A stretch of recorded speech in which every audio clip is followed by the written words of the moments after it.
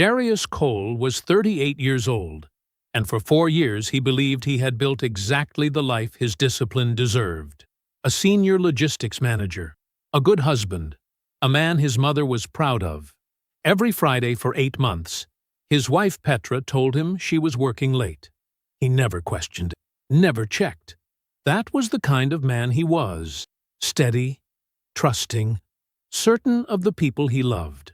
Then one Friday, a cancelled meeting put him 40 minutes from her office with a dinner reservation and nothing but good intentions. He parked across the street. He did not text her.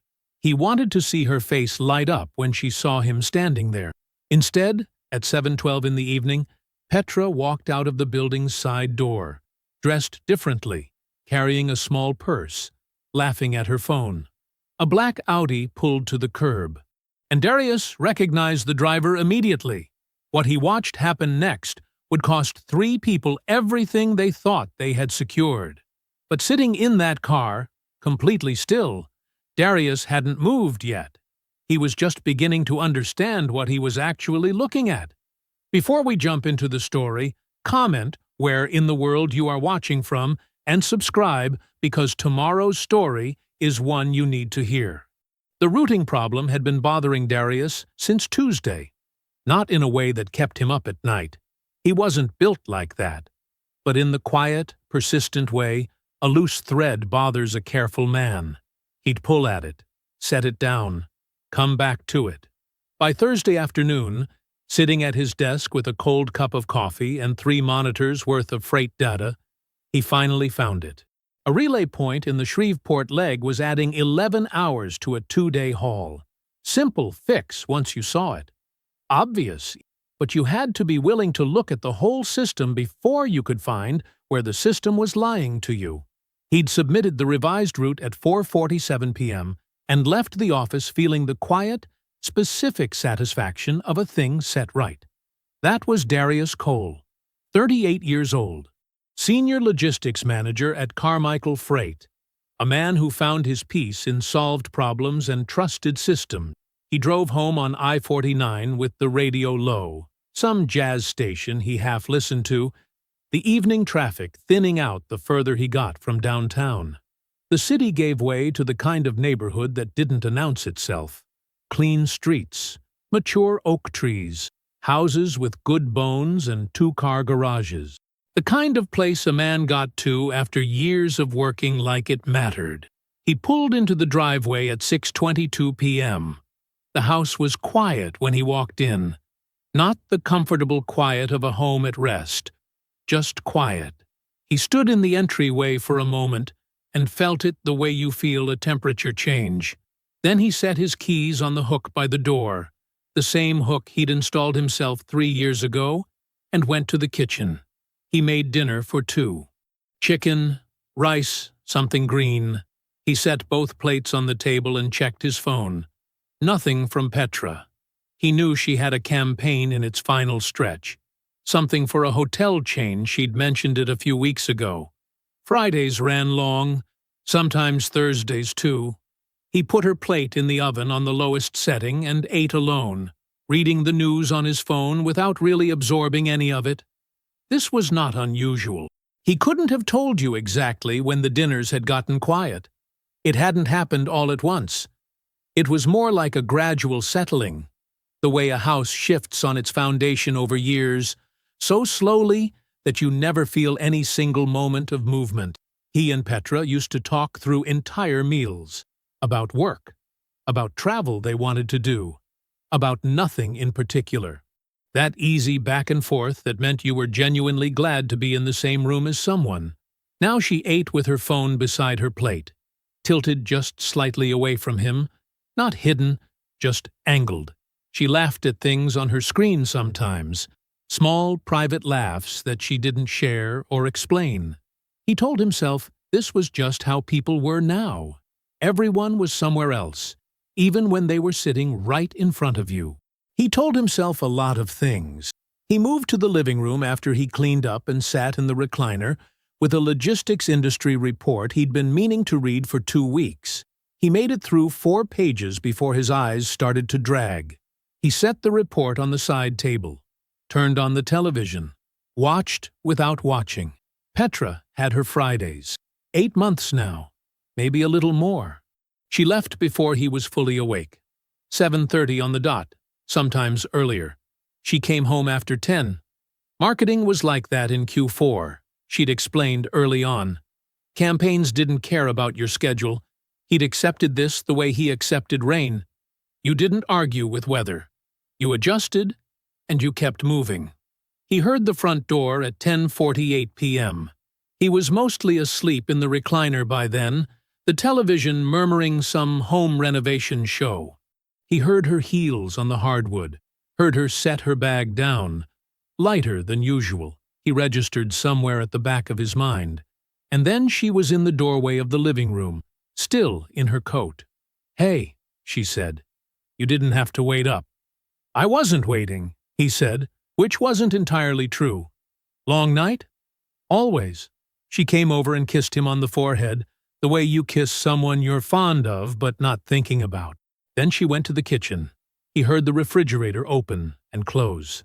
The smell reached him a moment after she left the room. Not perfume. He knew her perfume. This was food. The kind of smell that clings to your hair and coat. After a long dinner somewhere nice. Rich, herbed, warm. A restaurant he didn't recognize. Not the kind of place you grabbed alone after a late night at the office. He sat with that for a moment. Then he reached over, picked up the remote, and turned the television off. Everything is fine, he thought. She probably ate with a client. He closed his eyes. He was asleep in 4 minutes. The meeting got canceled at 4:15. A simple email from the regional director.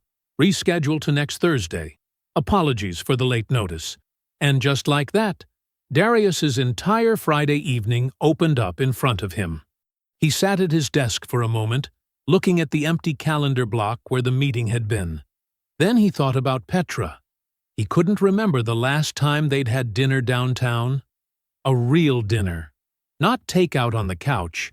Not him eating alone with her plate warming in the oven. Somewhere with tablecloths and low light. And the kind of quiet that belongs to two people choosing to be together rather than just occupying the same space. He grabbed his jacket and his keys. Her office was on Commerce Street, about 20 minutes from Carmichael's building. He knew the area well. He'd picked her up from work a handful of times in the early years of their marriage, back when that kind of thing was still easy and natural. He could park across the street and wait, watch her come through the front doors, see her face when she looked up, and found him standing there instead of the usual Friday night ride share. He wanted to see that. He realized, pulling onto the highway, how much he wanted to see her surprised and pleased by him. How long it had been since he'd tried. He didn't text her. He wanted it to be a surprise. He found parking across from her building at 6:51 p.m. and cut the engine. The street was still busy. Office workers streaming out in both directions, the city doing its Friday exhale. Her building was a 12-story glass and steel structure with a broad revolving front entrance, the kind that lit up gold in the late evening light. He watched the doors turn. Faces came and went. None of them hers. He loosened his collar and checked the time. 6:58. He was almost smiling. It was a small, private feeling, the kind that doesn't need an audience. He was going to take his wife to dinner. He was going to sit across from her and be present in a way that he'd let slide. And maybe that was enough to shift something between them. He was a man who believed in fixing things before they broke. Maybe this was the fix. Maybe it was this simple. 7:04. The revolving doors kept turning. 7:09. He shifted in his seat. Checked his mirrors out of habit. A delivery truck rumbled past. Then, at 7:12, movement caught his eye. Not from the front entrance, but from the narrow side door, the one set into the building's edge about 30 feet from the main lobby. A service exit, or a secondary one. The kind of door people used when they didn't want to be seen coming and going through the front. Petra stepped out of it. Darius went still. He recognized her immediately.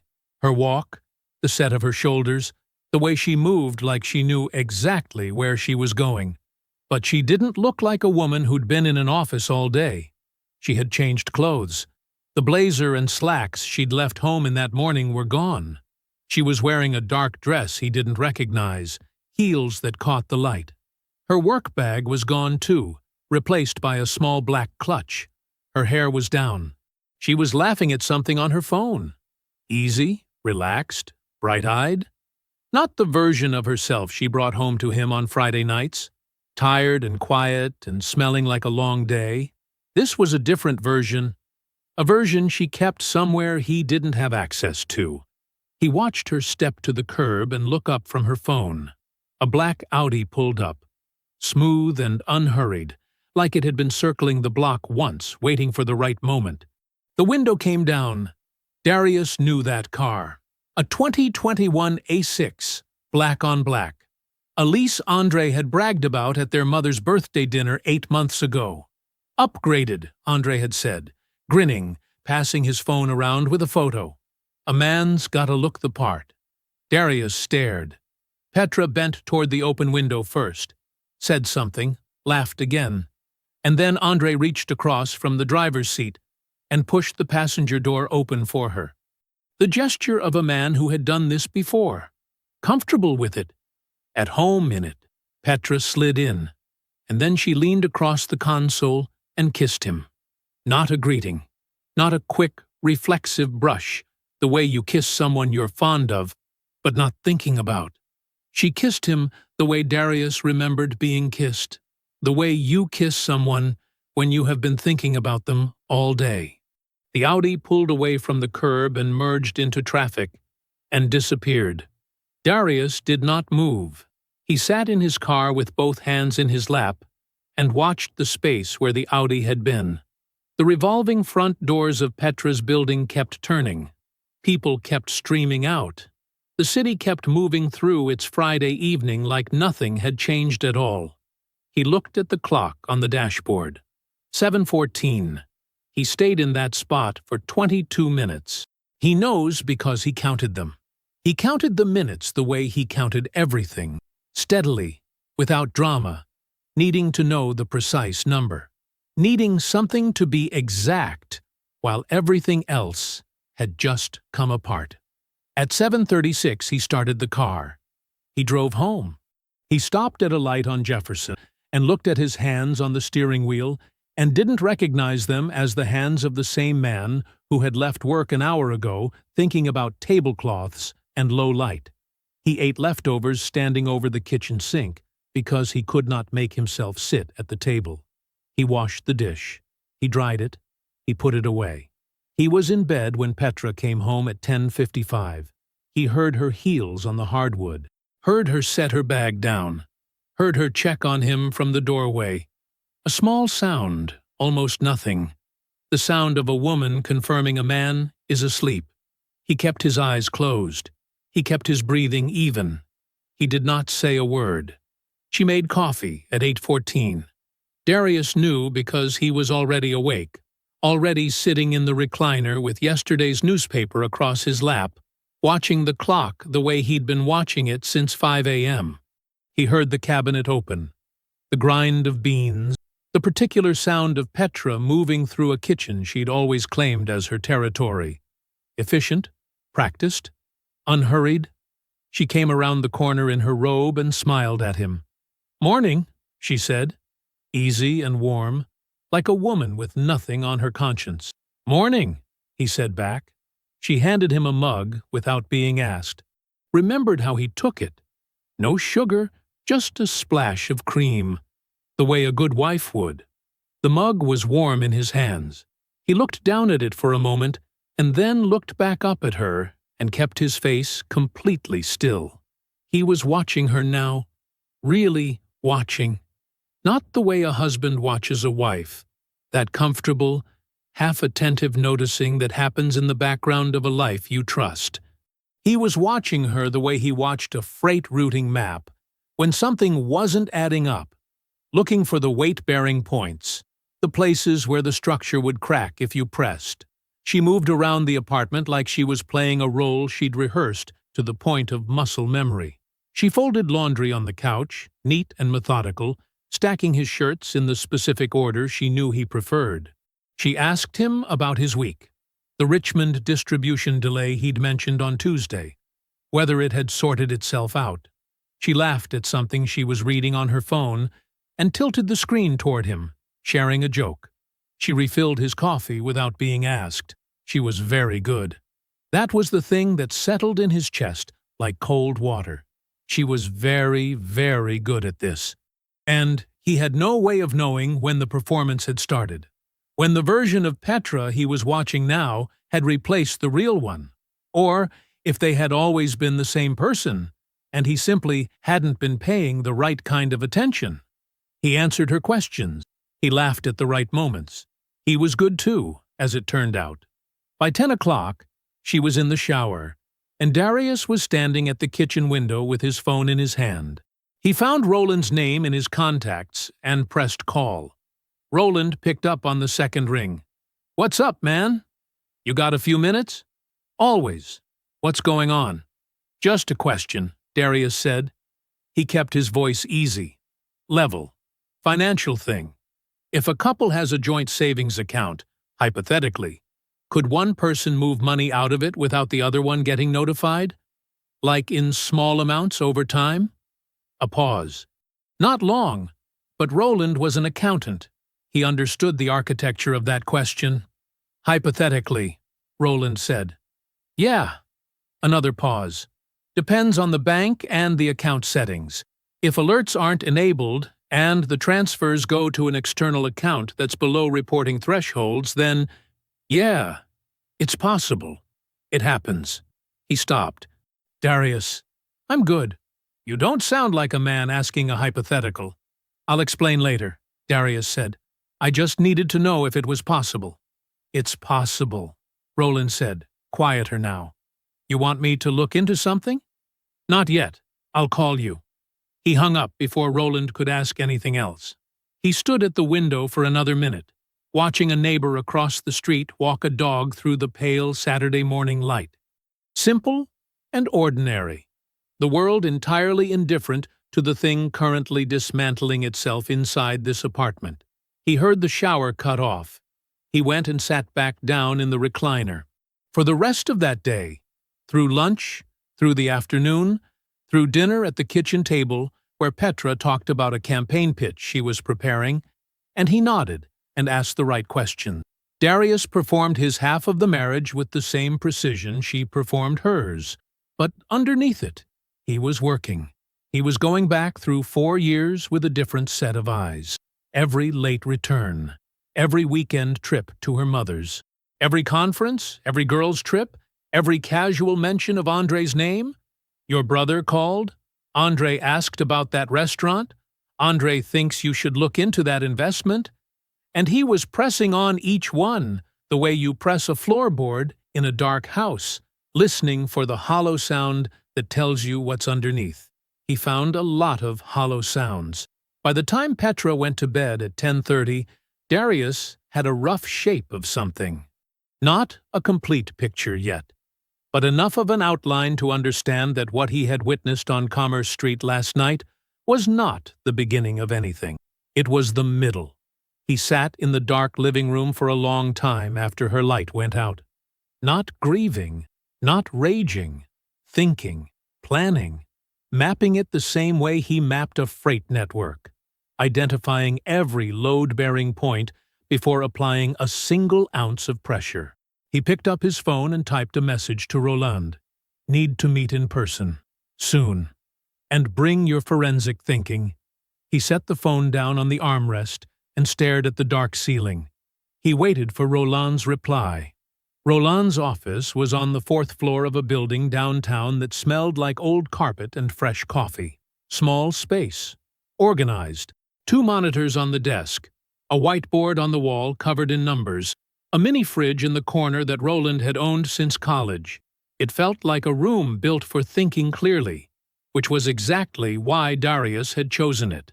Roland was already there when Darius arrived at 8:47 Monday morning. Door propped open.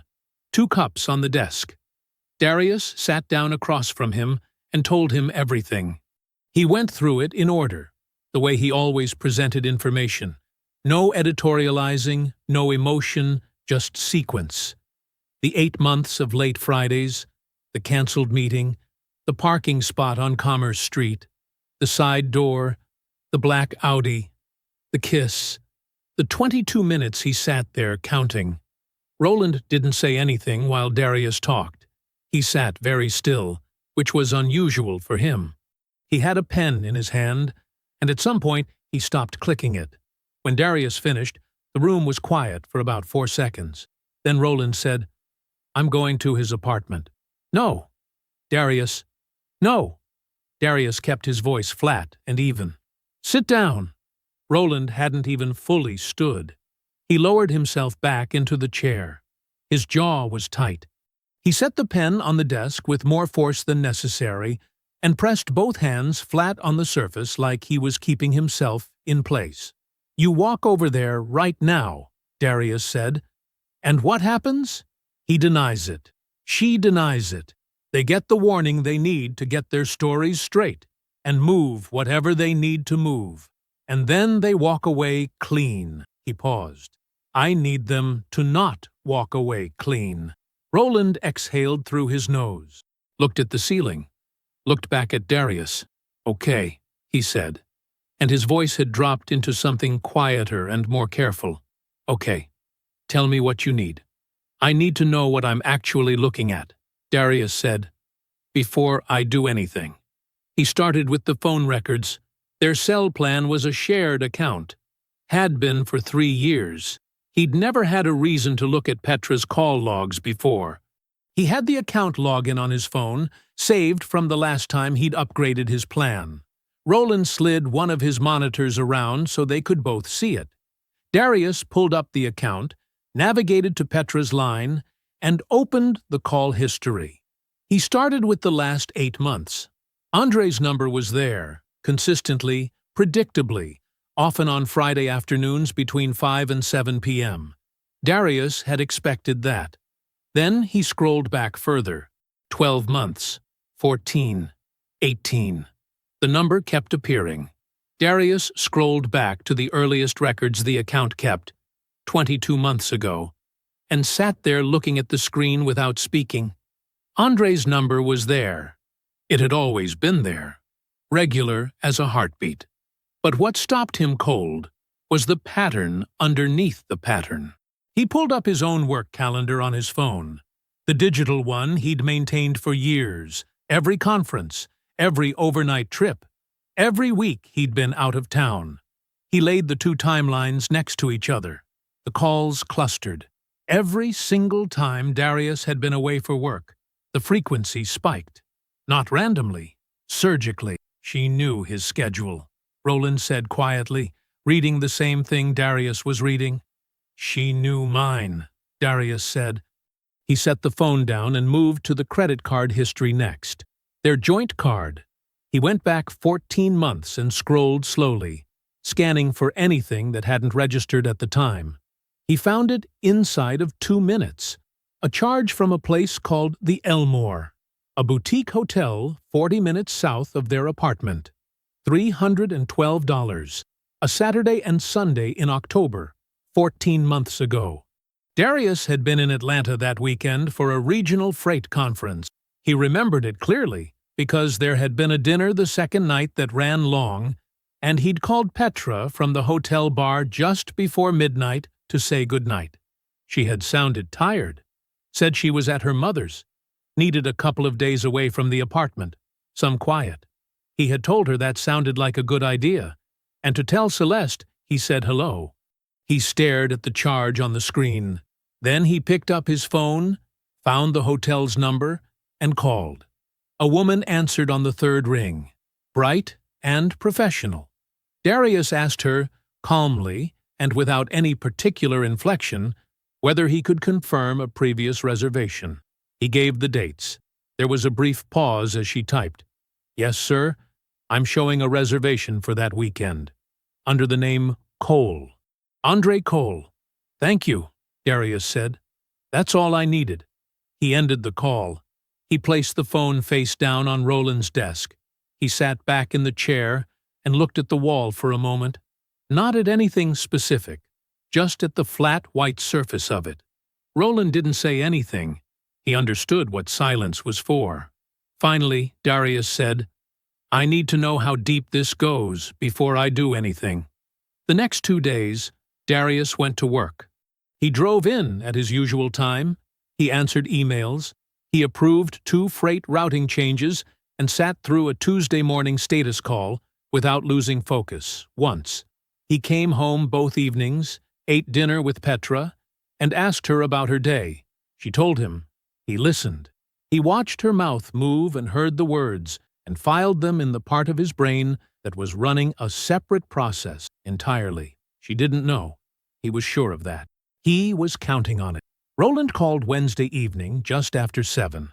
Darius was in the kitchen washing a dish when the phone buzzed on the counter. He looked at the screen, dried his hands, and walked to the back of the apartment, their small second bedroom that he used as a home office, and closed the door behind him. "I need you to come in," Roland said. He didn't sound angry. He sounded the way he sounded when numbers had told him something he hadn't wanted to find.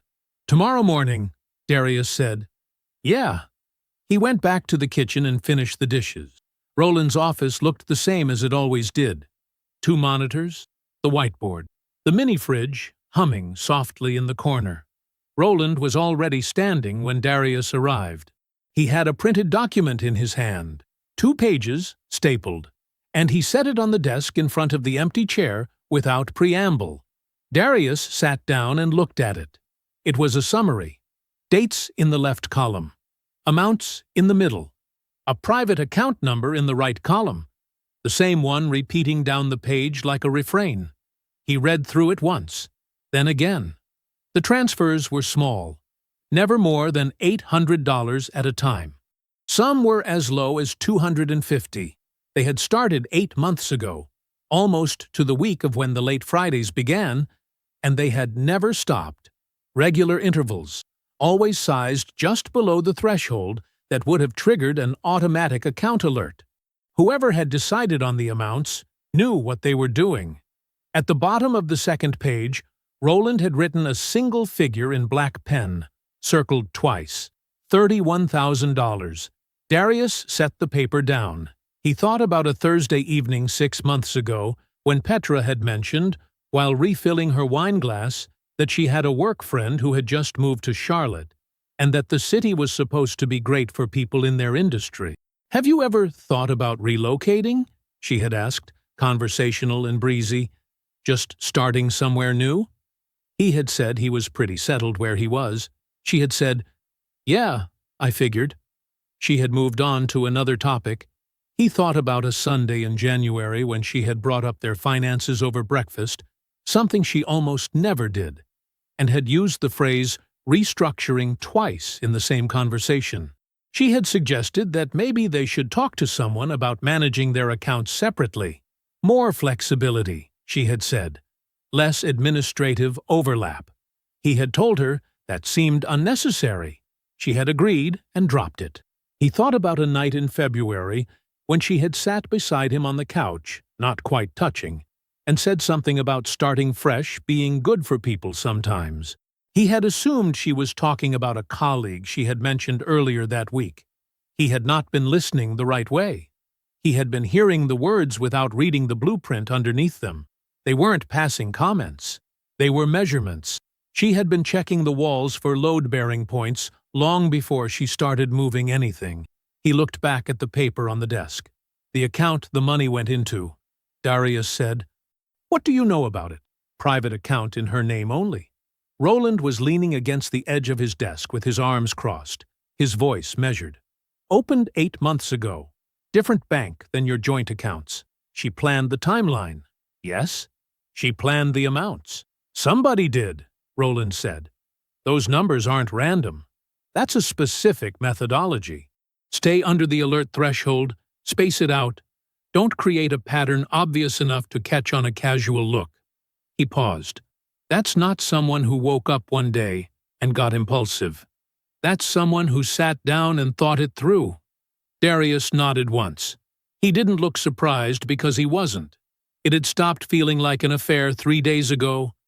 An affair was something that happened to a marriage. What he was looking at now was a project. A staged, budgeted, carefully sequenced extraction of everything she had decided she was entitled to take. He picked up the summary and folded it in half along the center crease. He held it in his hands for a moment. "Where is the money going?" he asked.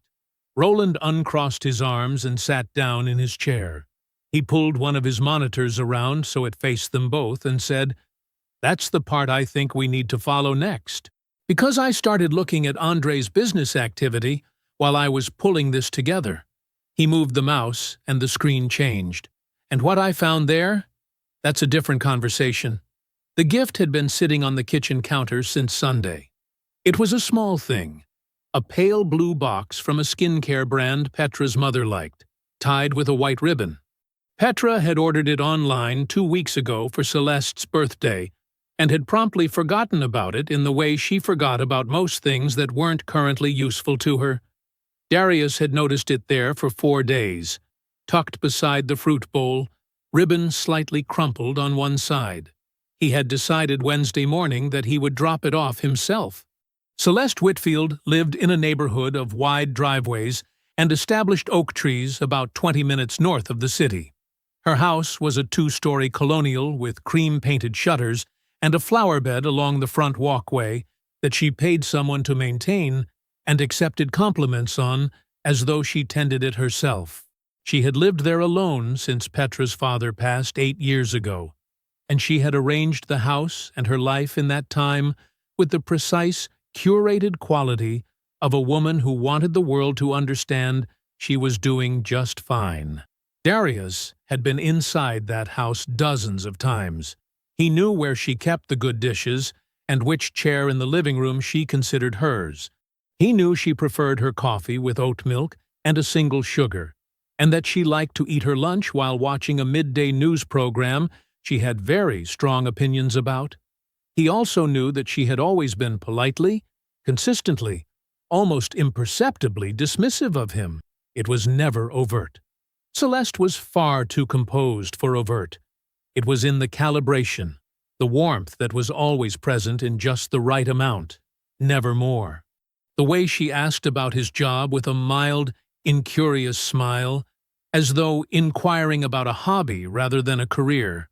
The way she said his name with a fraction of a pause before it, like she was locating it first.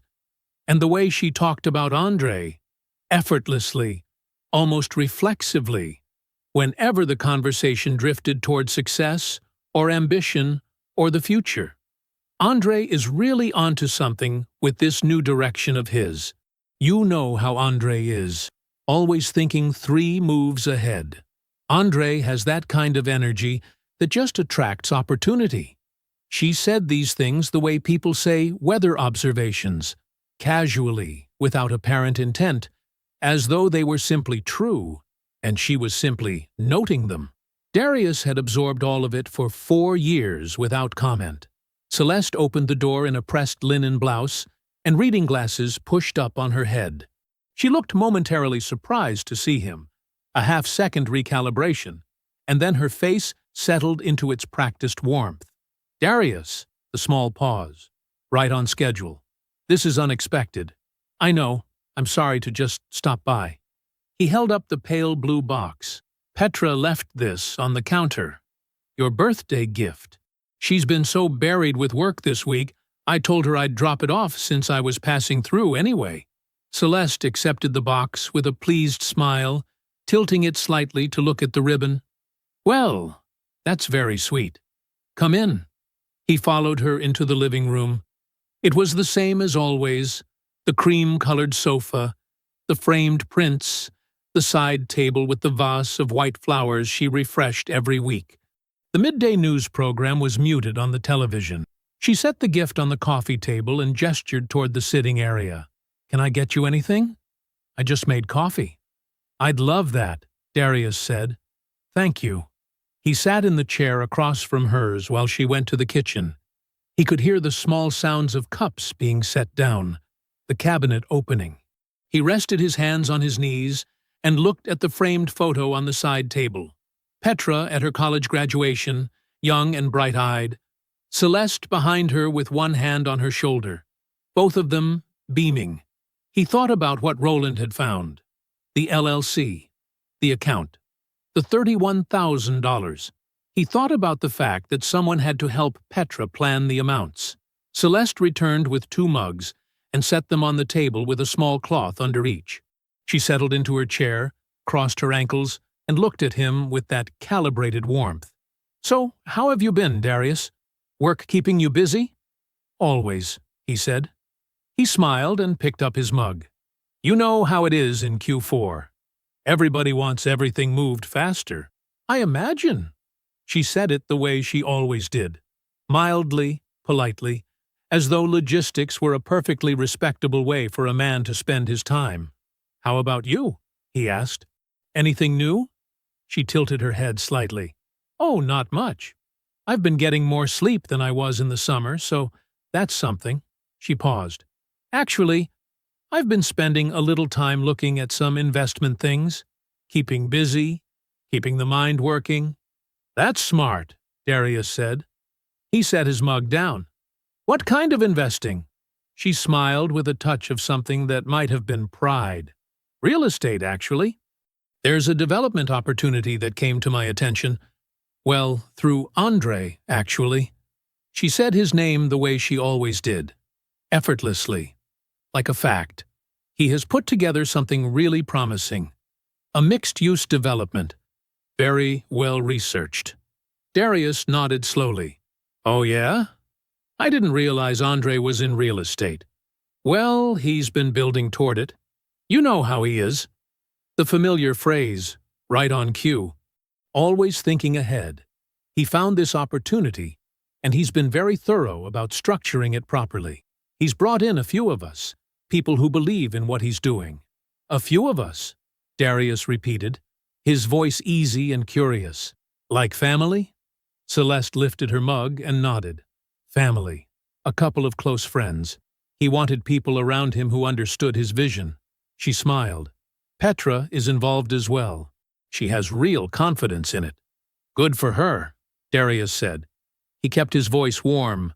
"She's never mentioned it to me. You know how she is when she's excited about something?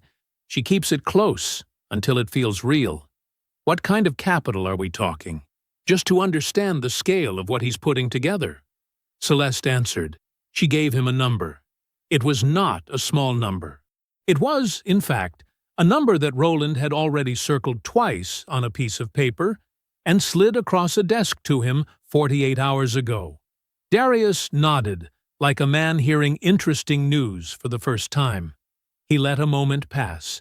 He asked one more question, a gentle, logistical question about timeline, and Celeste answered that too, and in answering it, she mentioned something about the account Petra had used to move her contribution. She said it casually, the way you say something to a person who already knows. And then she stopped. It was a small stop, just a fraction of a second where her eyes changed, something behind them shifting, recalculating. Her mouth stayed in its pleasant shape, but the warmth behind it cooled by 1 precise degree. "Well," she said, and her tone turned breezy, in the specific way a person turns breezy when they realize they have walked into a room they didn't intend to enter. "I'm sure Andre will tell you more about it when the time is right. It's still in the early stages." "Of course," Darius said. He did not press. He picked up his mug, finished the last of his coffee, and set it down gently on the cloth. He smiled. He asked her if she had plans for her birthday weekend, and she told him, and he listened with genuine seeming interest. He stood up when it was time to stand up, thanked her for the coffee, told her the flowers looked beautiful, and meant none of it and all of it at the same time. Celeste walked him to the door. Her smile was back to its usual calibration. Warm, contained, correct. "Tell Petra I said thank you for the gift," she said. "I will," Darius said. "You enjoy it." He walked down the front path to his car. He did not look back. He drove for 4 minutes before he pulled into a gas station and stopped. He sat with the engine running and his hands on the wheel and let everything settle into its proper arrangement. Celeste had invested in Andre's venture. Petra had invested in Andre's venture. Petra's investment had come from an account that Roland had traced directly back to the drained joint savings. $31,000 moved in careful increments, shaped precisely to avoid detection. This was not an affair that had grown into a financial complication. This was a coordinated plan that had been running for the better part of 2 years, with 3 people at the table and 1 person kept deliberately outside the room. Andre had the scheme. Petra had the access.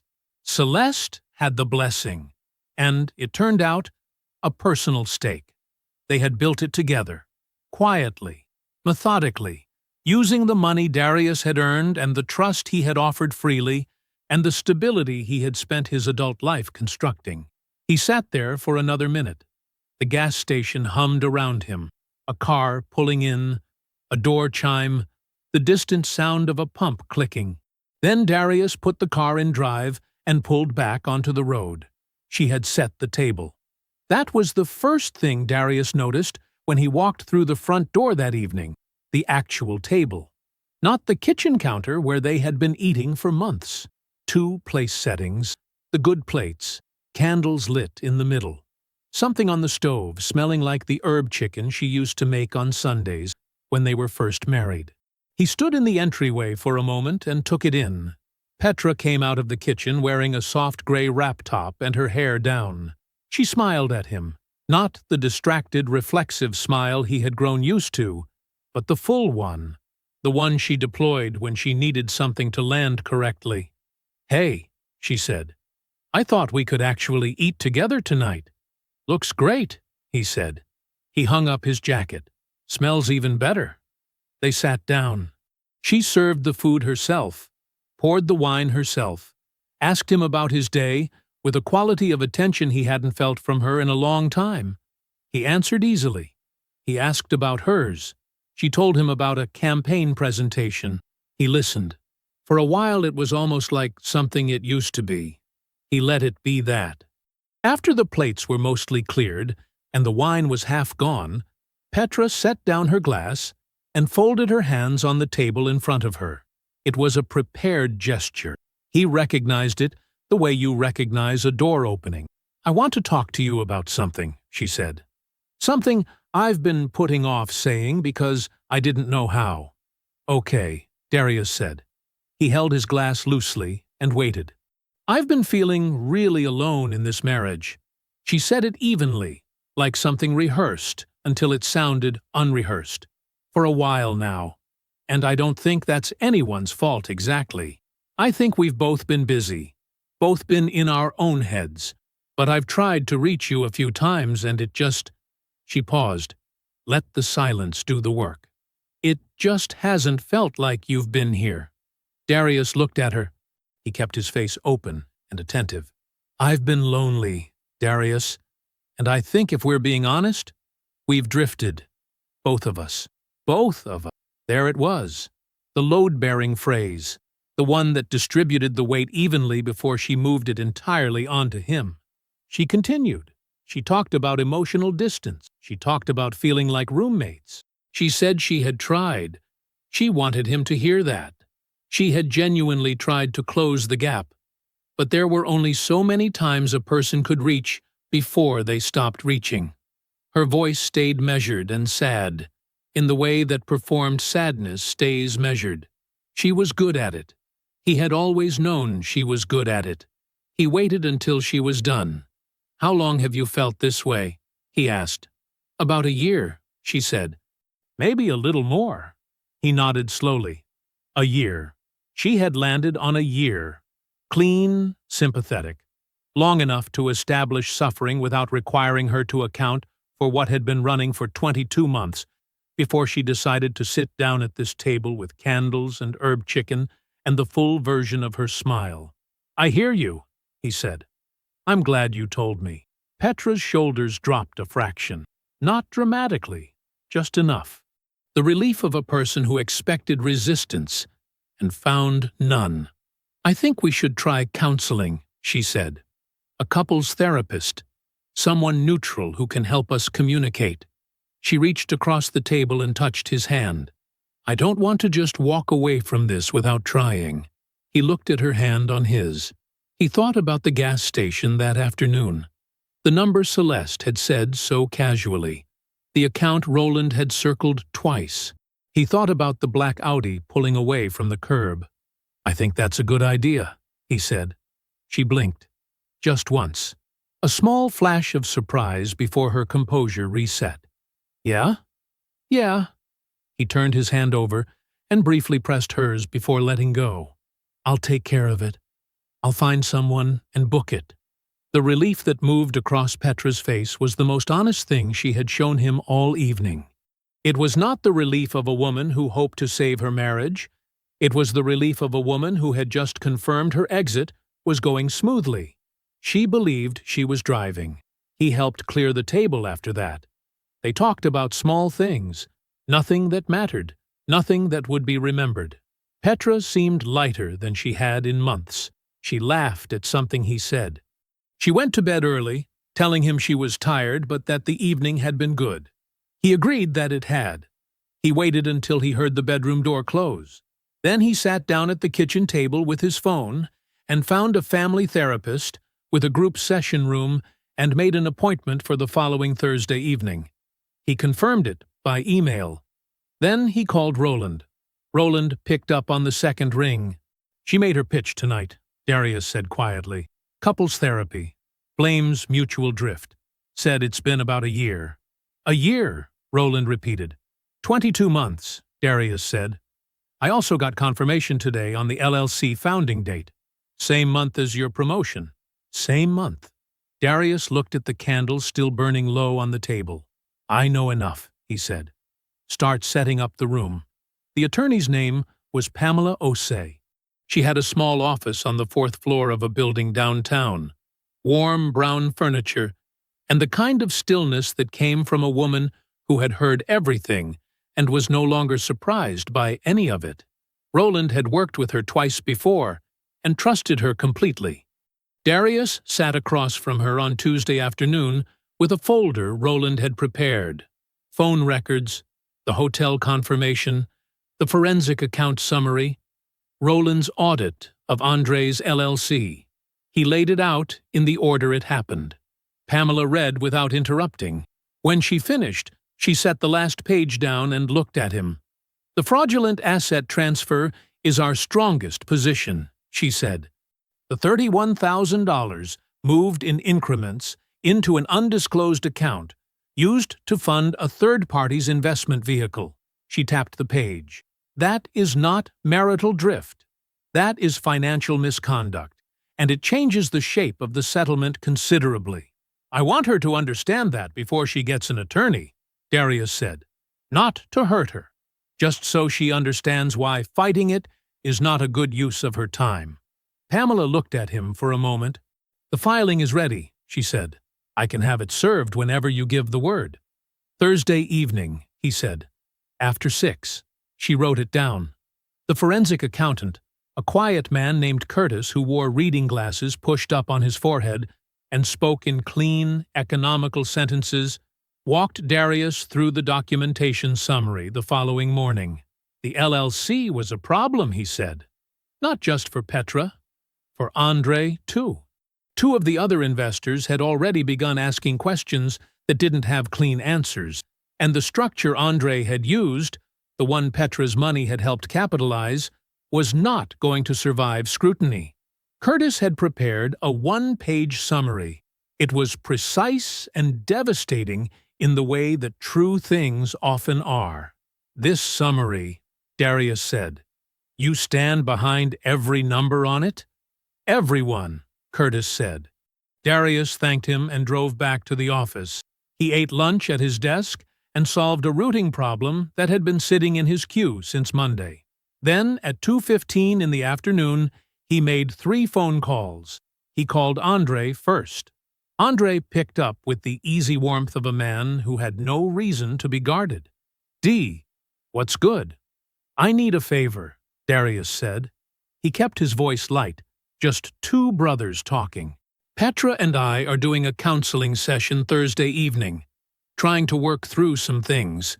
I want family there, people who know us both, and want us to be okay. He paused. I also heard something recently about an investment opportunity you've been putting together. I'd love to hear about it from you directly. I want to support what you're building, man. There was a beat. Short, small, barely anything.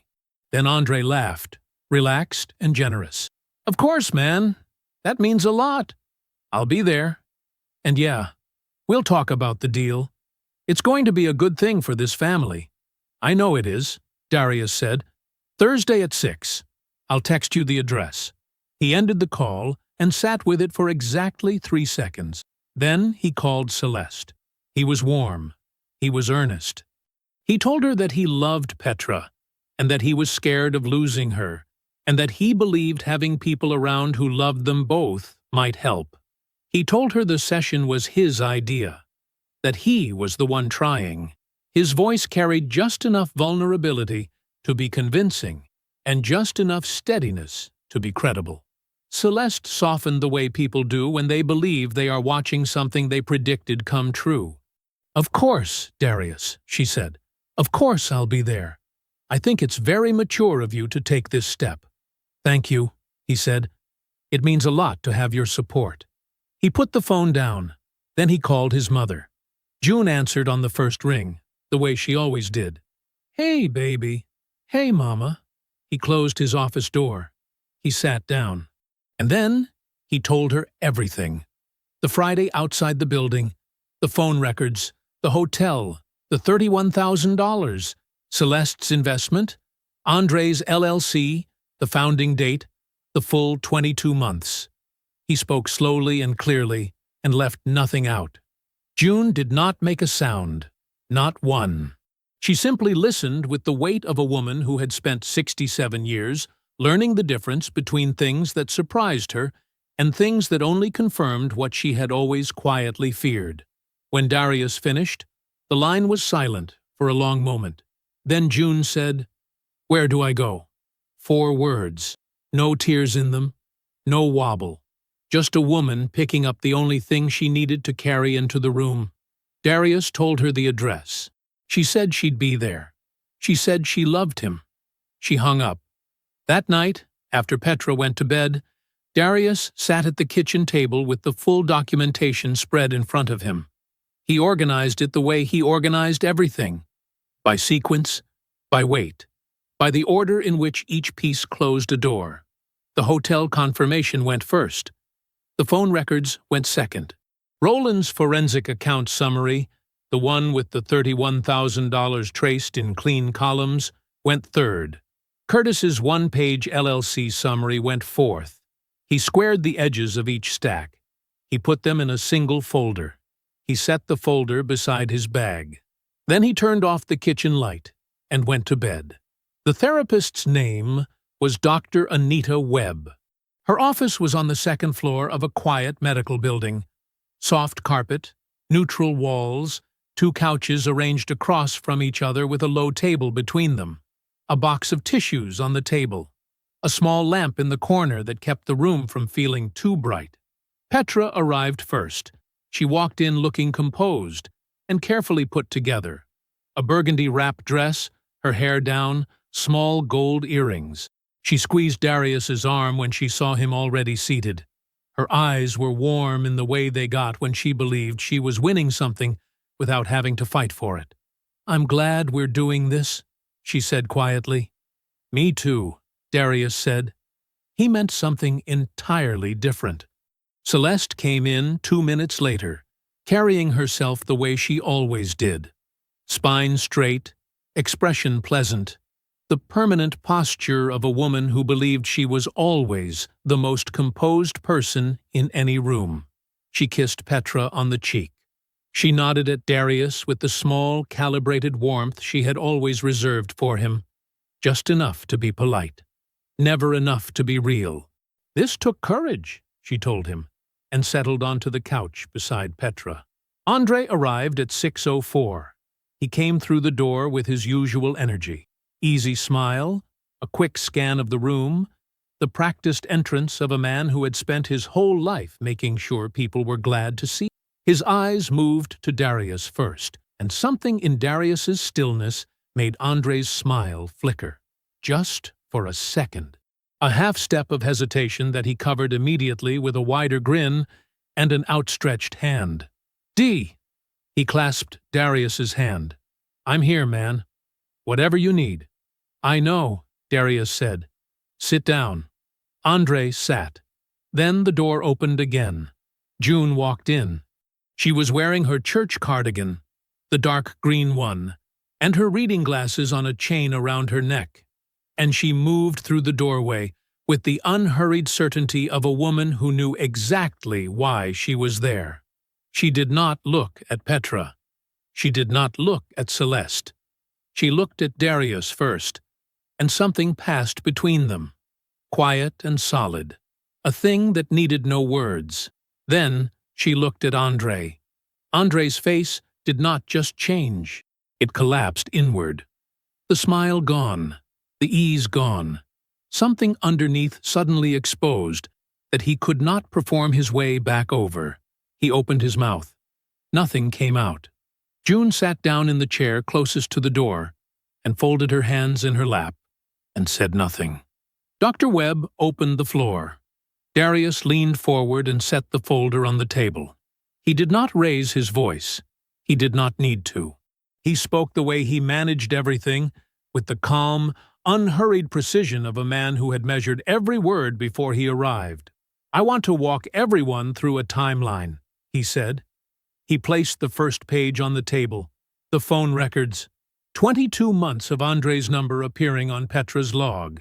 Dates highlighted in yellow, clustered with clean regularity around every work trip Darius had taken. "This didn't start 8 months ago," he said. "It started 22 months ago." Petra's expression shifted, a small tightening around her eyes. He placed the second page down. The hotel confirmation. Andre Cole. The boutique property 40 minutes from their home. Reserved on the same weekend, Petra told Darius she was staying at her mother's because she needed a break. "That was 14 months ago," Darius said. "I was in Atlanta." Andre leaned back slowly. "D, come on. Let's not do this like—" "I'm not done," Darius said. He did not look at Andre. The third page. Roland's forensic summary. The $31,000 moved from their joint savings in careful, alert-dodging increments across 8 months. Every transaction traced to a private account, and from there, to the capitalization of a real estate investment vehicle. Petra's mouth opened, closed. "That's our money, Petra," Darius said. "Our savings. You moved it while I was sleeping in the same house." "Darius, I think if we could just—" she started. "There's one more page." He placed the last one down. Curtis's summary. The LLC. Its founding date circled in red. 2 years ago, the same month Darius had been promoted and received his raise. The structural irregularities. The investor complaints already forming. The exposure that was not a question of if, but when. The room was very quiet. Celeste was looking at the floor. Andre's jaw was tight, his hands clasped between his knees.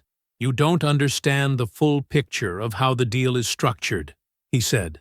His voice was still trying to find its old register. Reasonable, older brother, steady.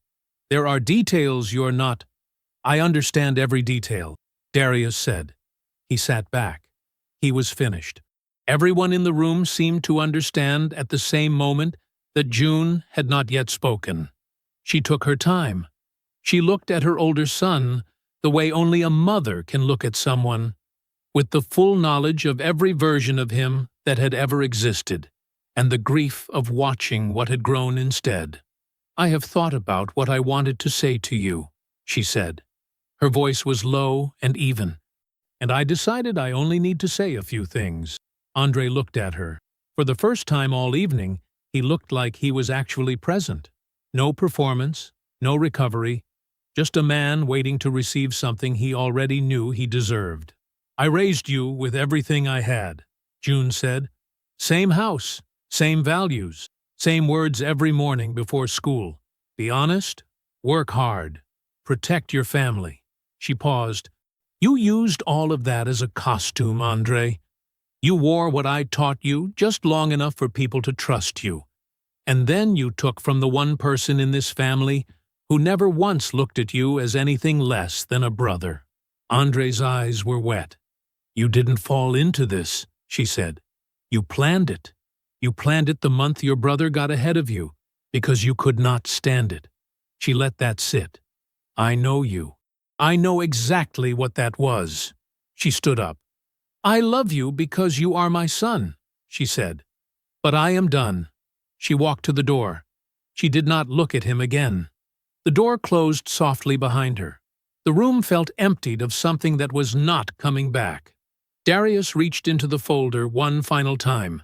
He slid the divorce filing across the table and set it in front of Petra. She stared at it. Her hands were very still. "I moved out," he said. "Over the last 2 weekends, while you were working." He stood, straightened his jacket. "My attorney's name is on the second page. She'll explain why contesting the asset claim is not a good strategy." He picked up his folder. He walked out of the office. The building's front door opened into the evening air. Cool, still, the city moving around him at its ordinary pace, indifferent to everything that had just happened inside. Darius walked to his car. He got in. He closed the door. He sat in the quiet for a moment, both hands resting on the wheel, not gripping it. Outside, a bus went past. Somewhere nearby, someone was laughing. The streetlight above him clicked on. Darius took one slow breath. He started the car and drove away. 3 months after the session, Andre called June on a Tuesday. She let it ring. He called again that same evening. She was reading in her chair by the window, the small lamp on, her tea going cold on the side table. And she watched his name light up her phone screen and let it ring until it stopped. He called 4 more times over the following week. She let all of them ring. On the 8th call, she picked up. "Mama?" His voice was tired, stripped down. None of the old warmth that usually coated everything he said. "Andre," she said, "I just want you to understand. You want me to tell you that I still see you the way I used to," June said. Her voice was quiet and steady, the same as it had been in that office. "That's what you're calling for? You want to know if there's something left that you didn't spend?" Silence. "There isn't," she said. "I love you. I will always love you. But you should not call this number again looking for something I cannot give you anymore." She hung up. He called once more, 2 days later. She did not pick up. She has not picked up since. The civil complaint was filed 6 weeks after the session. 2 investors, then a third. The paperwork moved the way paperwork does when the documentation trail is clean and the LLC's founding is already on record, steadily, without mercy, closing off every side door Andre might have used to walk out clean. His attorney was not cheap, but she was not optimistic either. What Andre didn't understand, not at first, was why the calls stopped before the lawsuit did. The investors were one thing, but the friends, the acquaintances, the networking contacts, the guys who always had room for him at the table and laughed at his stories and floated him when he was short, they went quiet in a way that felt personal. It was personal. He just didn't see the mechanism. Darius had never spoken loudly on Andre's behalf. He had never made speeches or written endorsements. He had simply been present, steady, respected, the younger brother who had clearly made something of himself, and that presence had worked on the people around Andre like a silent voucher. If Darius is good, and Darius's brother is in the room, then Andre must be worth something too. That voucher was gone now. Rooms felt smaller. He couldn't figure out why at first. Same rooms, same faces, but something in the atmosphere had changed. Some willingness to give him the benefit of the doubt that used to just be there, like oxygen, like something he'd never had to think about producing himself. He understood, eventually. Understanding it didn't help. Petra's settlement was finalized 11 weeks after the session. Her attorney had explained it carefully, twice, and Petra had sat through both explanations with her hands folded in her lap, and the careful expression of someone keeping their face neutral, because the alternative was worse. The fraudulent asset transfer, documented, traced, forensically summarized by Roland's contact, left almost no room to negotiate. The $31,000 was not just a number. It was evidence of intent. Judges noticed intent. She moved back to her mother's house on a Saturday in November. 2 carloads. Most of what she kept was small. Clothes, her work things, a few items she hadn't been able to leave. Celeste's house was a beautiful house. It had always been a beautiful house. But it had a different quality now. Too quiet, too careful. 2 women moving around each other in the kitchen in the morning with the full awareness that they were both living inside the consequences of the same decision. Celeste had lost $40,000 in the venture. She did not say so often. She didn't have to.